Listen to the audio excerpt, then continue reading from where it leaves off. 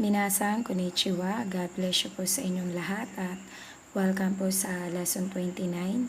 Ang unang pattern po natin sa Lesson 29 ay noun ga, verb te form imas. Ang pinaka-verb te form po natin dito ay intransitive verb. Bago po tayo magbigay ng example sa unang pattern natin, paghambingin po natin ang intransitive verb at transitive verb. Ang transitive verb po, ang Nihongo niya ay tadoshi. Marami na po tayo mga naibigay na example na transitive verb sa mga naunang lesson po natin. Ang example po natin ngayon ay Otoko no hito wa dowa o akemashita. Ibig sabihin, the man opened the door.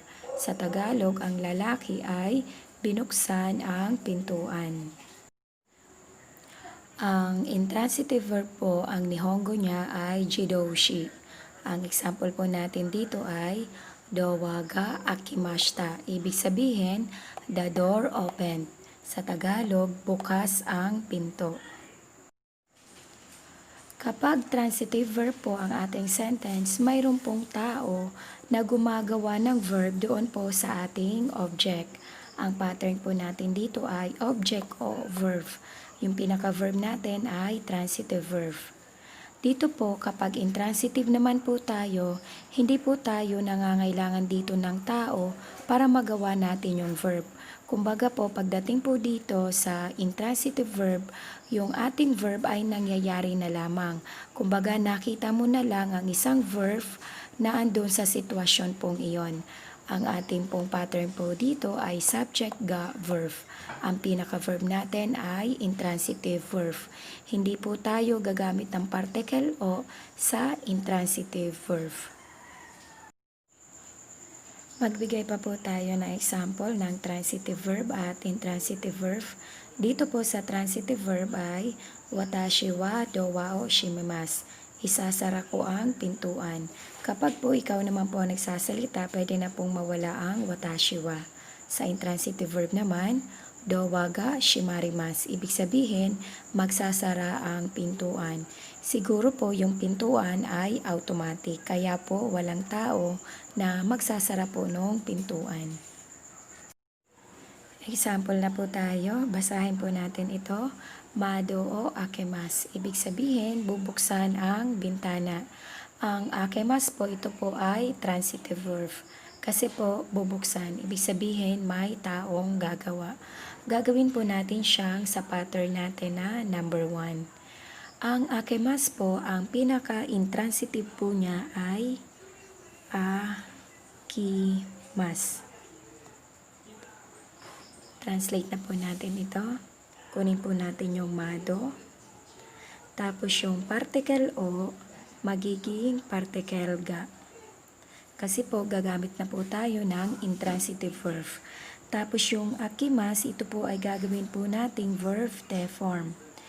Ang akimasu, ito po ay pumapasok sa group 1 kasi naka-e-line. Tatanggalin natin ang ki. Kunin natin yung a. Tapos, ang kapalit ng ki ay ite, naging aite. Tapos, ilagay na po natin yung imas. Naging madoga aite imas. Ibig sabihin, bukas ang bintana. Nung makita mo, kasalukuyang bukas ang bintana. Next example po natin, mado o shimimasu. Isasara ang bintana. Ang shimimasu po ay transitive verb. Ang intransitive verb po ng shimimasu ay shimarimasu. Kailangan po sa ulado natin yung transitive at intransitive. Translate na po natin. Mado, tapos yung particle o, magiging ga. Tapos yung shimarimasu, gagawin po nating verb te form. Ito po ay papasok sa group 1 kasi naka-e-line. Kunin po muna natin yung shima. Yung ri, tatanggalin, papalitan siya sa grupo ng ichiri. Ichirite, naging shimate. Tapos, ilagay na natin yung imas. Naging madoga shimate imas. Ibig sabihin, nakasarado ang bintana. Ang next example po natin ay Denki o Keshimas. Ibig sabihin, papatayin ang ilaw. Kung gusto nyo pong ilagay dito yung watashi wa, wala naman pong problema. Magiging watashi wa denki o Keshimas. Ang Keshimas po, ito po ay transitive verb.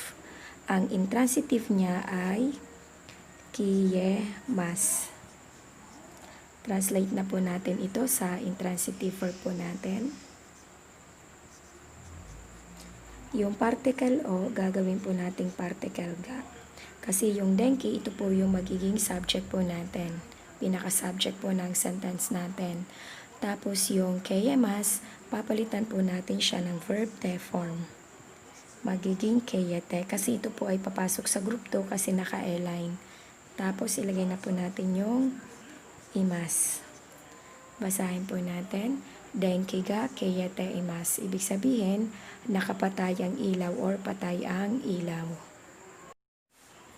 Ang next example po natin ay iyakon ga keyemas. Ibig sabihin, nakapatay ang aircon. Ito po ay intransitive na po ito. Tsukete kudasai, please i-on. Gagawin po natin siyang nakapatay kasi ang aircon, please i-on. Kunin po natin yung iyakon. Particle ga. Ang keyemas, gagawin po natin siyang verb te form. Ito po ay group 2. Kunin po natin yung kiye, tapos ilagay po natin yung te. At kunin natin yung imas. Dahil po mayroong salitang kasi or because, lalagyan po natin dito ng kara. Tapos isulat na po natin yung sa dulo. Tsukete kudasai. Nagutos na po siya pagdating po dito sa dulo. Basahin po natin. Iyakon ga keyete maskara tsukete kudasai. Pattern number 2 na po tayo. Ang pattern number 2 po natin ay topic wa, verb te form imas. Naka-intransitive verb pa rin po tayo rito. Ano po ba ang pagkakaiba ng pattern number 1 at pattern number 2? Kasi particle lang po ang kanilang pinagkaiba. Kapag pattern number 1 po ang subject natin ay naka-particle ga. Ito po ay gagamitin natin kapag tayo ay magpapahayag lamang kung ano po yung ating nakikita. Kapag ang subject naman po natin ay ginawa po nating topic, ang ilalagay po nating particle sa kanya ay particle wa. Nagkakaroon na po tayo ng pinag-uusapan dito at may sasabihin po tayo tungkol po doon sa ating topic. Example na po tayo. Ang gagamitin po nating intransitive verb ay yaborimas. Kapag sinabing yaborimas ay punit. Ang ating example sa Tagalog ay, itong supot ay punit po. Ang ibig sabihin ng itong ay kono. Ang supot ay fukuro. Tapos yung ay natin para sa topic. At ang intransitive verb natin ay yaborimas. Gagawin po natin siyang verb te form. Ito po ay group 2 kasi naka-align. Ang rules sa group 2, tatanggalin lang po ang mas. Tapos ilalagay na po yung te form at yung ating imas. Basahin po natin. Kono fukuro wa yaborite imas. Ang next intransitive po natin gagamitin ay kowarimas. Kowarimas. Kapag sinabing kowarimas ay sira. Ang ating Tagalog dito ay, itong upuan ay sira po. Ang pantukoy natin ay kono. Ang upuan po ay isu. Tapos yung particle po natin na wa. Yung sira, gagawin po natin siyang verb te form. Ito po uli ay group 2 kasi naka-align yung ri. Sulat natin yung kuware. Tapos ilagay natin yung te form. At yung imas po natin. Naging kono isuwa kuwarete imas. Ang next example po natin ay yogorimas. Ang ibig sabihin po ng yogorimas ay madumi. Gagawin po natin siya sa example na itong pinggan ay madumi po kasi please hugasan. Ang ating pantukoy ay kono. Ang pinggan po ay sara. Tapos yung particle po natin na wa. Tapos yung ating intransitive verb ay gagawin po nating verb te form. Ang yogorimas, ito po ay group 2 kasi naka-align po. Kunin natin yung yogo, re. Tapos, ang kapalit ng mas ay te form. Ilalagay na po natin yung imas. Dahil po mayroong salitang kasi or because, maglalagay po tayo rito ng kara. Tapos sa dulo, may pangutos na sinabing please hugasan. Ang ibig sabihin po na hugasan sa mas form ay araymas. Gagawin po natin itong verb te form kasi po nasa pattern po tayo ng pangutos. Ito po ay group 1, kaya tatanggalin po natin yung i. Kunin po muna natin yung ara.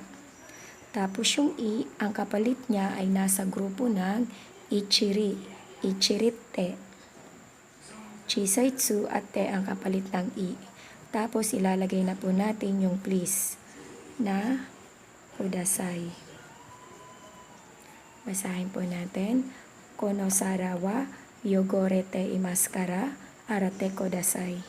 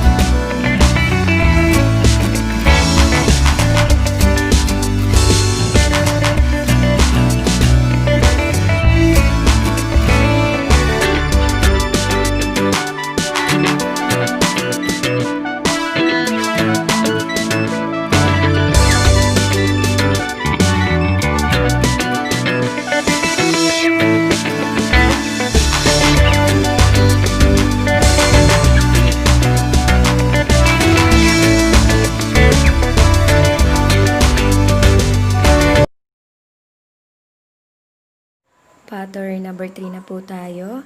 Ang pattern number 3 po natin ay verb te form shimaimasu at verb te form shimaimashita.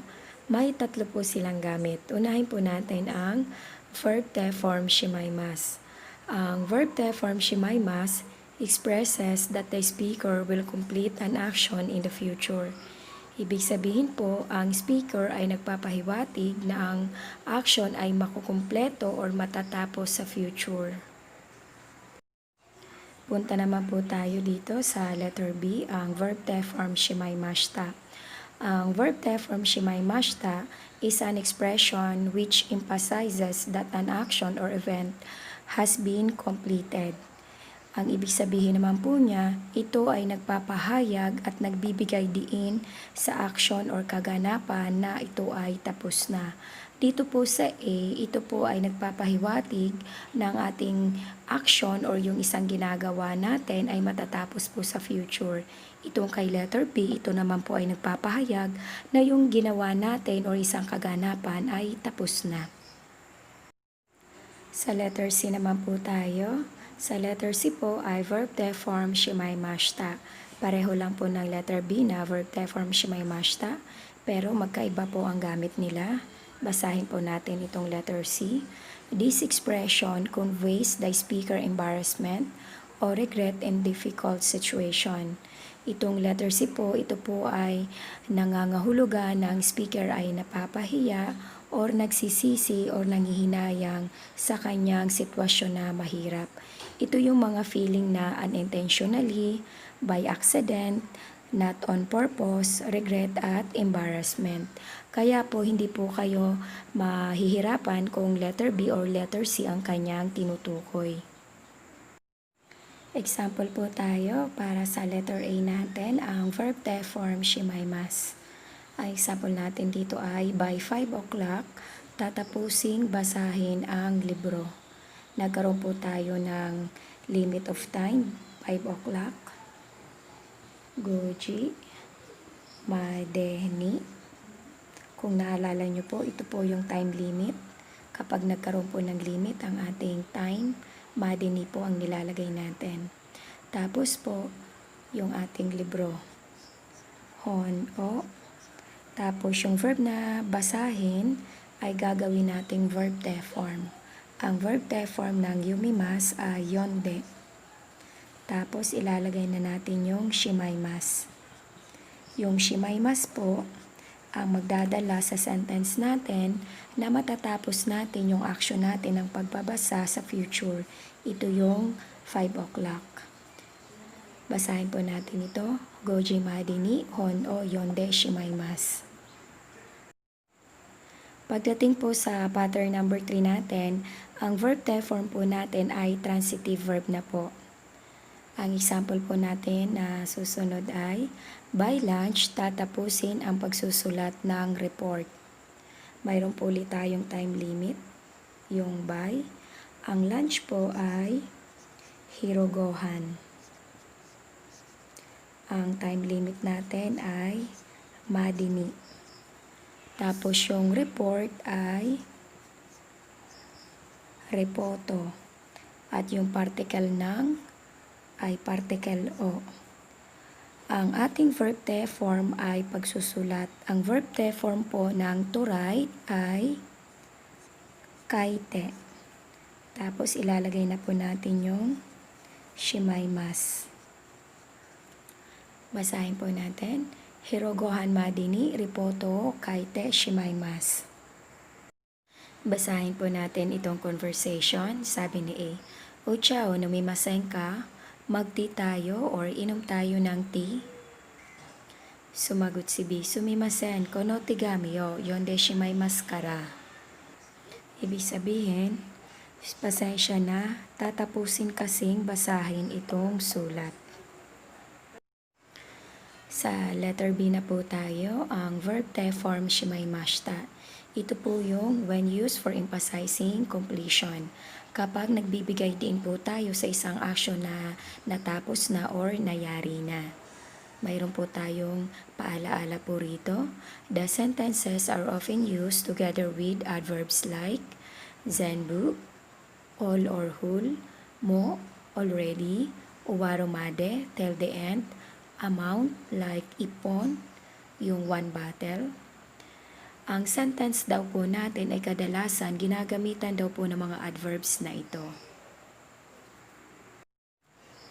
Paghambingin po natin ang dalawang sentence pong ito. Ano nga po ba ang pagkakaiba ng nakamashita na formula at ang pagkakaroon ng verb def form shimaimashita? Basahin po natin ang nasa taas nating sentence. Watashi wa kino oki keiki o zenbu tabimashita. Dito po sa baba, watashi wa kino oki keiki o zenbu Yung tabimashita naging tabite tapos nagkaroon ng shimaimashita. Ang ibig sabihin po ng dalawang sentence na yan ay, kinain ko ang buong malaking cake kahapon. Dito po sa taas, nagpapahiwatig na nakain mo na lahat ang buong cake. Kapag gusto nyo pong bigyan ng diin na natapos nyo nang kainin yung buong cake, papalitan mo po siya ng verb te form shimaimashita. Yun lamang po ang pagkakaiba ng dalawang sentence. Example po tayo, itong magazine ay tapos nang basahin lahat.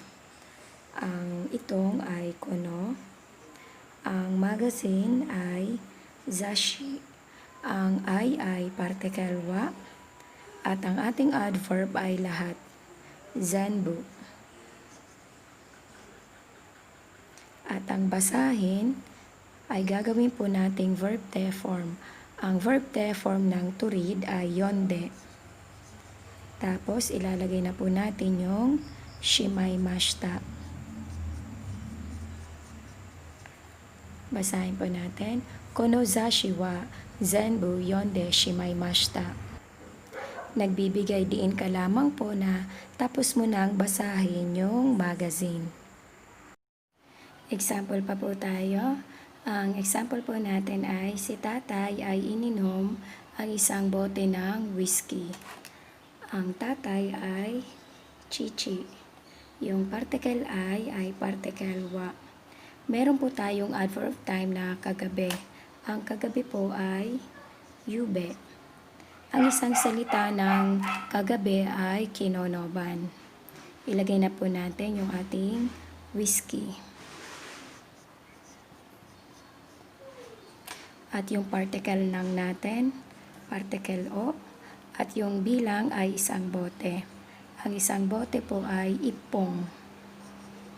Tapos, yung verb te form po natin ay ininom. Ang verb te form po ng ininom na to drink ay nonde. Tapos, ilagay na po natin yung shimaimashita. Basahin po natin. Chichi wa yube whiskey o ipong nonde shimaimashita. Binibigyan mo po ng diin dito na naubos ni tatay ang isang bote ng whiskey kagabi. Conversation po tayo. Basahin po natin ito. Senshu kashita hong wa mo yumimashita ka? Tapos mo na bang basahin ang librong hiniram last week? Sumagot si B. Hi, zenbu yonde shimaimashita. Opo. Tapos na pong basahin lahat. Letter C na po tayo ng pattern number 3, ang verb te form shimaimashita. Dito po sa letter C, when used for expressing embarrassment or regret. Paghambingin po natin ang dalawang sentence pong ito. Basahin po natin. Watashi wa kyo shokudai o wasurimashita. Sa baba naman, watashi wa kyo shokodai o, yung wasurimashita naging te form. Wasurete, tapos nagkaroon ng shimaimashita. Ang ibig sabihin po ng dalawang sentence na to ay, nakalimutan ko ang homework ngayon. Kapag ginamit nyo po itong nasa taas, sinasabi mo lamang po na nakalimutan mo yung assignment ngayon. To show your embarrassment or regret, gagamitin mo po yung pattern natin dito sa letter C, yung verb te form shimaimashita. Kaya naging wasurete shimaimashita po rito sa baba. Nagpapakita na po ito ng feelings ng embarrassment or regret. Example po tayo. Rai sensei no jushu o kikimashita. Tinanong ang address ni Rai sensei. Wasurimashita, nakalimutan. Gagawin po natin siyang, tinanong ko ang address ni Rai sensei pero nakalimutan ko. Isulat po natin ang buo yung sa taas.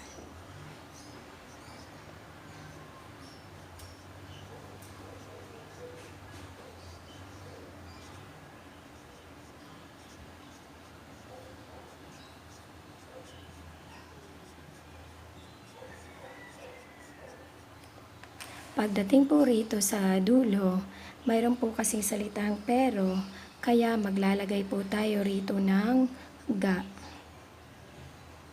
Pagkatapos po dito, Yung wasoremashita, gagawin po natin siyang verb te form. Ito po ay group 2 kasi naka-align. Magiging wasorete, tapos ilalagay po natin yung shimaimashita. Basahin po natin. Rai sensei no jusho o kikimashita ga wasorete shimaimashita. Tinanong ang address ni Rai sensei pero nakalimutan. Ang next example po natin ay takushi de ikimashita, nagtaksi. Ibig sabihin papunta. Yakusoko no jikani okoremashita, na late sa oras ng appointment or promise. Gagawin po natin siyang nagtaksi, papunta, pero na late sa oras ng appointment. Sulat po natin ang buo yung sa taas.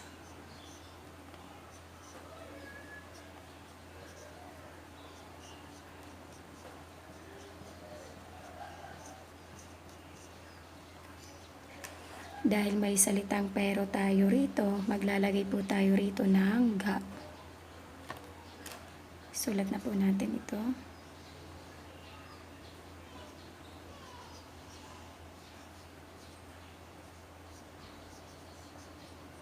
Pagdating po sa okoremashita, gagawin po natin itong verb te form. Ito po ay group 2 kasi naka-align. Kunin po natin yung okure, tapos lagyan natin ng te form. Tapos yung shimaimashita. Basahin po natin. Takushi de ikimashita ga yakusoko no jikani okorete shimaimashita. Ang next example po natin ay kipo kaimashita, bumili ng ticket. Nakushimashita, naiwala or nawala. Gagawin po natin bumili ng ticket pero naiwala.